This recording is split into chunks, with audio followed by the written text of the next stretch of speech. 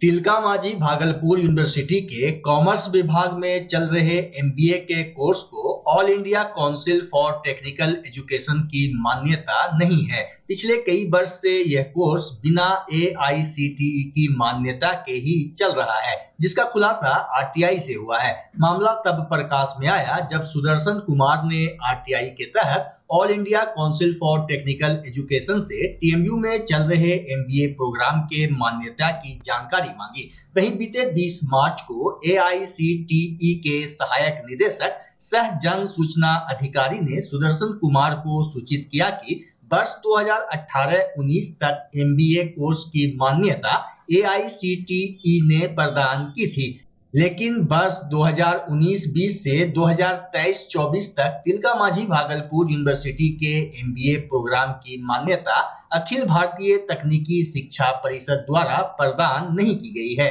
वहीं संतोष कुमार श्रीवास्तव ने भी एमबीए विभाग से बीते 28 फरवरी को सूचना के अधिकार के तहत एआईसीटीई के मान्यता की जानकारी मांगी थी, जिसके जवाब में एमबीए की निदेशक डॉक्टर निर्मला कुमारी ने उन्हें 2 अप्रैल को सूचित किया कि टीएमयू में चल रहे एमबीए प्रोग्राम की मान्यता अखिल भारतीय तकनीकी शिक्षा परिषद से है। पूरे मामले पर सुनिए क्या कुछ कह रहे हैं एमबीए विभाग से सत्र 2016-18 में पढ़ाई पूरी करने वाले छात्र संतोष कुमार श्रीवास्तव। मैं एमबीए का छात्र 2016-18 सेशन में रह चुका हूँ और मुझे ये बात किसी ने बताया कि जो एमबीए भागलपुर से हो रहा है, जहाँ से मैंने किया है, उसको मान्यता प्राप्त एआईसीटीई से नहीं है। तो मुझे इस बात का डर था और डर है कि कहीं जो मेरी डिग्री है वो फेक में ना आ जाए। इसके लिए मैंने एआईसीटीई और तिलकामाझी भागलपुर यूनिवर्सिटी को आरटीआई के माध्यम से ये सूचना मांगी कि क्या ये एआईसीटीई से अप्रूव्ड है। तो एआईसीटीई ने भी कहा कि तिलकामाझी भागलपुर यूनिवर्सिटी एआईसीटीई से अप्रूव्ड नहीं है और तिलकामाझी भागलपुर यूनिवर्सिटी ने भी कहा कि एआईसीटीई से अप्रूव्ड नहीं है। तो मैं यह जानना चाहता हूँ कुलपति महोदय से, ये मेरा सवाल है, या एमबीए के डायरेक्टर से मेरा सवाल है कि यहाँ जो छात्रों के भविष्य के साथ खिलवाड़ हो रहा है, आप लोग लाखों रुपए ले रहे हैं और छात्रों को सिर्फ एक कागज़ हाथ में थमा रहे हैं, तो इसके लिए जिम्मेदार कौन है? अब आने वाले दिन में अगर मेरा सरकारी नौकरी हो जाता है और उसमें अगर मेरे डिग्री को मान्यता नहीं मिलता है तो मेरी ज़िंदगी के साथ जो खिलवाड़ हो रहा है, इसके लिए दोषी कौन है? इसका जवाब मुझे दिया जाए। भागलपुर जिले में यातायात नियम का पालन नहीं करने वालों पर कार्रवाई की जा रही है, लेकिन ट्रैफिक व्यवस्था का पालन करवाने के नियम एडवांस किया हुए वाहन चालकों की परेशानी ही बढ़ गई। दरअसल भागलपुर में अब ऑनलाइन चालान की सुविधा कर दी गई है। सभी चेक पोस्ट पर डिजिटल मशीन से चालान काटा जा रहा है। ताजा मामला नवगछिया पुलिस जिला के कदवा चेक पोस्ट से सामने आया है, जहां एक बाइक सवार को हेलमेट नहीं पहनना इतना भारी पड़ गया कि चालान की रकम देखकर उसके पसीने छूटने लगे। चेक पोस्ट पर वाहन जांच के दौरान बुलेट सवार युवक को 1 लाख का चालान काटकर थमा दिया गया। मामले में पीड़ित युवक रजाबुल ने बताया कि मैं मधेपुरा जिला से आवश्यक कार्य के लिए नवगछिया आ रहा था। इसी क्रम में कदवा चेक पोस्ट के समीप वाहन की चेकिंग चल रही थी। इसी दौरान ट्रैफिक सिपाही ने बिना हेलमेट पहने गाड़ी चलाने का चालान काट दिया, जिसका उचित जुर्माना 1000 रुपये बनता है, लेकिन मेरा 1 लाख का चालान काट दिया गया। अब इसको लेकर कभी भागलपुर डीटीओ ऑफिस तो कभी चेक पोस्ट का चक्कर लगा रहा हूं। मामले में कदवा थाना अध्यक्ष रणधीर कुमार ने कहा कि गलती हुई है, लेकिन जल्द ही सुधार करवा लिया जाएगा।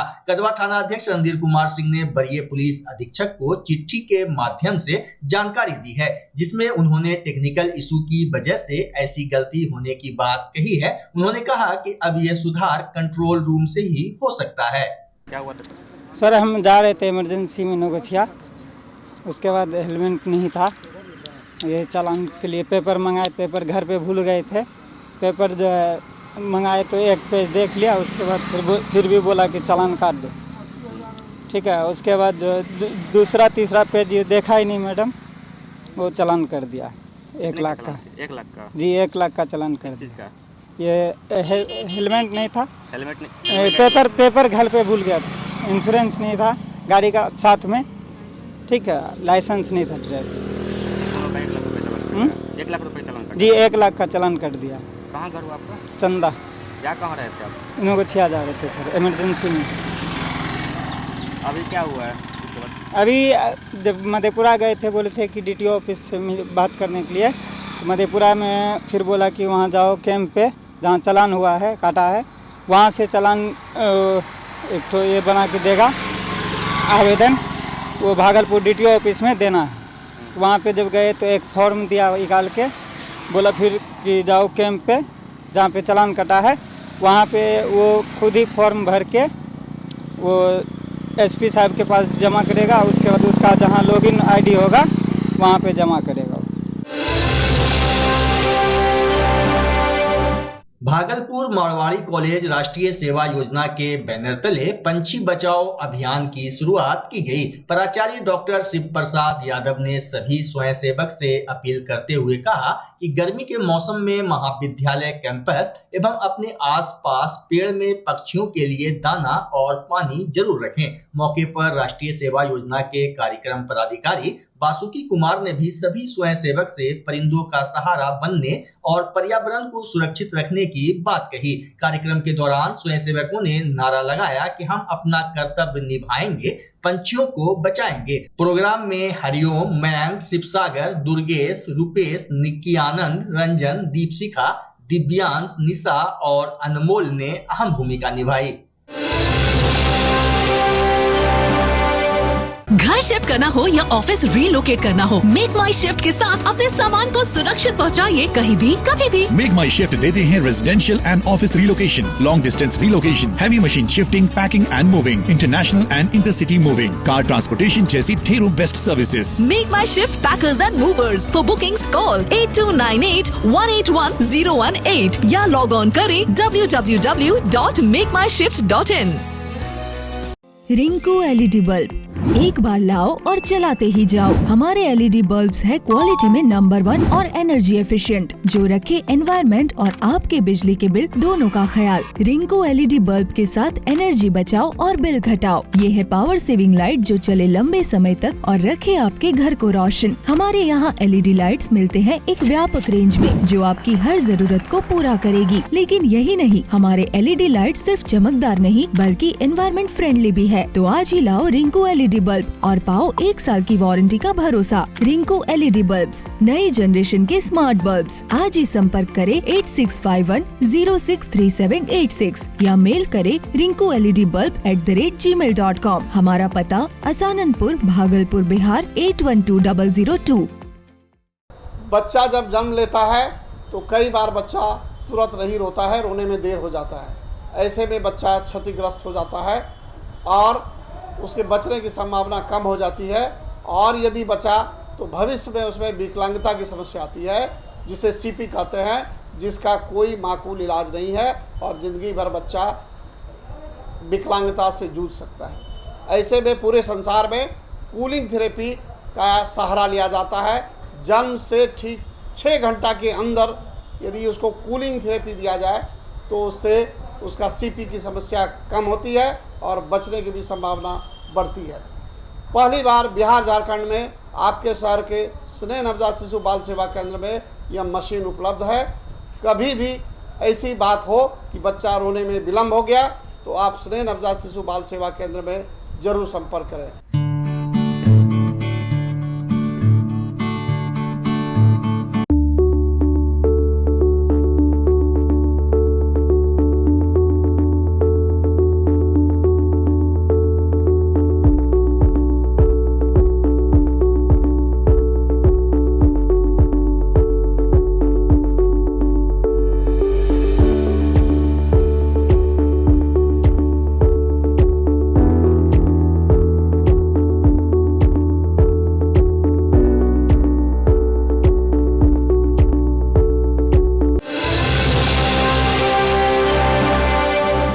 Bhagalpur Bhagalpur Montessori school junior section के समीप स्थित हेलोमेट्स हॉस्पिटल में शुक्रवार की शाम डॉक्टर कृष्णानंद कुमार ने अंतिम सांस ली।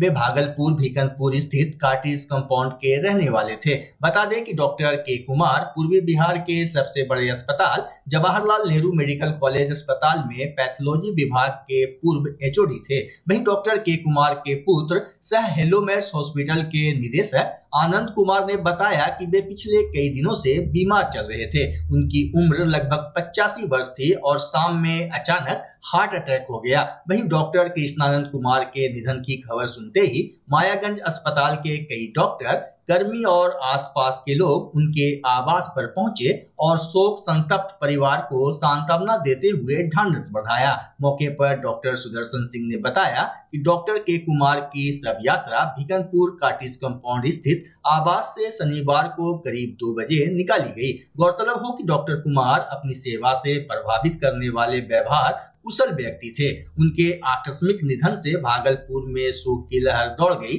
साथ ही शहर के कई चिकित्सक और प्रबुद्ध जनों ने डॉक्टर कृष्णानंद कुमार के निधन पर अपनी गहरी संवेदना व्यक्त करते हुए शोक जताया। भागलपुर बाईपास थाना क्षेत्र अंतर्गत खीरीपान में एक दुकान में घुसकर चोर ने चोरी की घटना को अंजाम दिया। दुकानदार राशिद ने बताया कि ईद की नमाज पढ़ने के लिए वे अपने घर शाहजंगी गए थे और आज आए दुकान खोला तो देखा कि दुकान के ऊपर वेंटिलेटर तोड़कर चोरी कर ली गई है। उन्होंने बताया कि दुकान से 40,000 नकद और कपड़ा भी चोरी कर लिया गया है। वहीं दुकानदार राशिद ने बताया कि मामले की शिकायत थाना में की गई है। मैं साजंगी का रहने वाला हूँ। 3.5 साल से खीरीवान में मेरी दुकान है। रोज आन जान भी करता हूँ।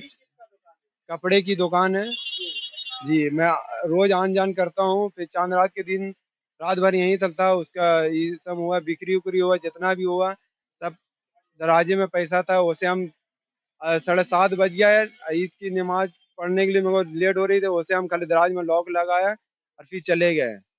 तो फिर रात भर के जाके फिर हम सो गए जाके। तो उसके बाद जो आज आए हैं 7:30 बजे, 11:30 बजे आए हैं सुबह। तो देखा तो हम जैसे दुकान खोलने वाले थे तो देखा कि इसका वेंटिलेटर का सीमेंट बालू खुला। हम सोचा ऐसे गिरा हो तो देखा तो टूटा उटा था। अंदर गए तो देखा पूरा लेडीज सूट भी पूरा गायब है, जीन्स से थोड़ा सा गायब है, दराज का लॉक भी टूटा हुआ है, उससे पैसा उसा निकाला हुआ है।